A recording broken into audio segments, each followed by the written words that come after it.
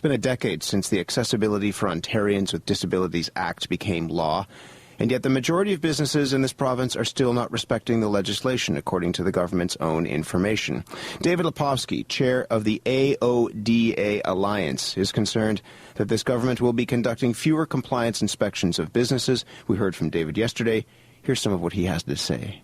The government needs to strengthen the enforcement of the Act, because after 10 years, the legislation hasn't made a significant impact on the lives of people like us who have disabilities. That's David Lepofsky, chair of the AODA Alliance on the province's enforcement of accessibility laws. Brad Duguid is the Minister of Economic Development, Employment and Infrastructure. His ministry is responsible for enforcing those laws. Brad Duguid, good morning.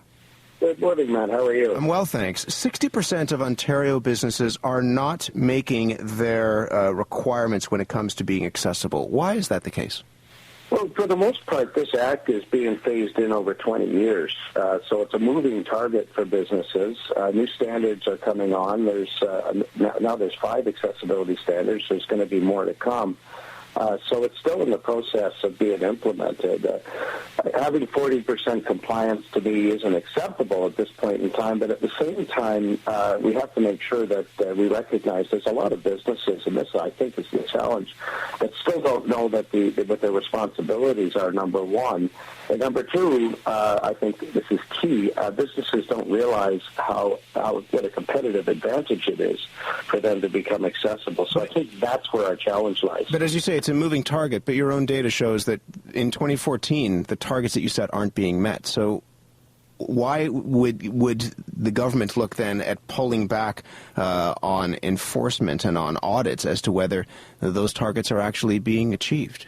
Well, we're not pulling back on our efforts to get compliance. What we're doing is using other methods to get there. The problem right now isn't a case of enforcement. The problem is businesses are not quite aware of what their responsibilities are.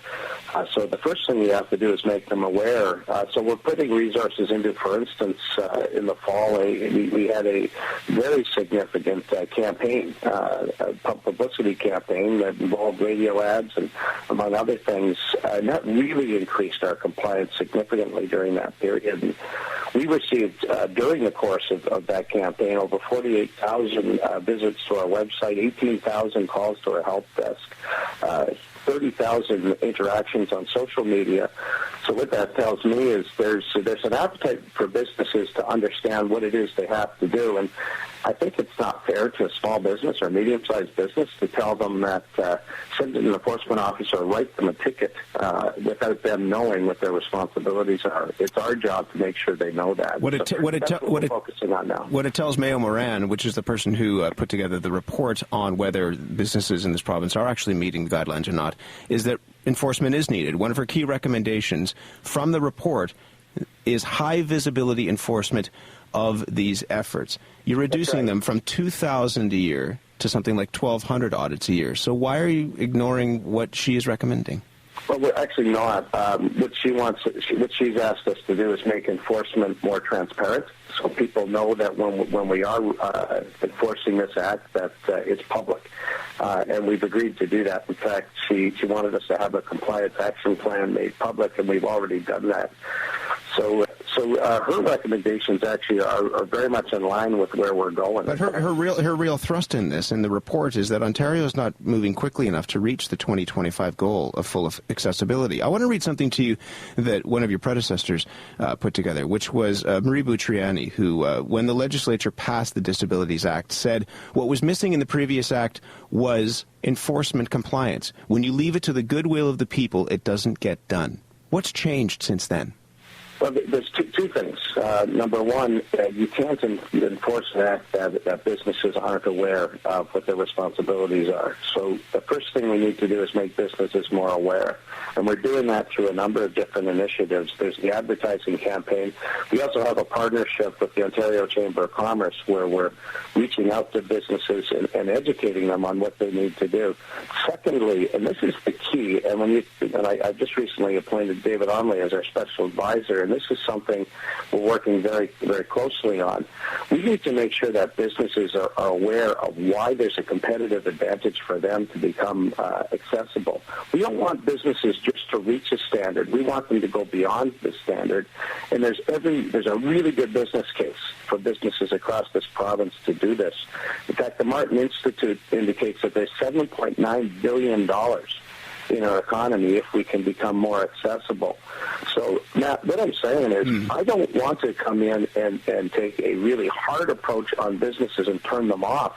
What I want to do is get their businesses to embrace what this will do to their bottom line. There's a really good business case. But the law is the law, and so the reality is, and this is what we heard from David Lepofsky, it's what we've heard from people who can't get on transit, can't get into buildings, is that 60% of businesses in Ontario aren't meeting the requirements of the law. So what does that say to then those who are disabled in this province? Well, I have a great deal of respect for David Lepofsky, but this is where I disagree with him. There are 400,000 businesses across this province.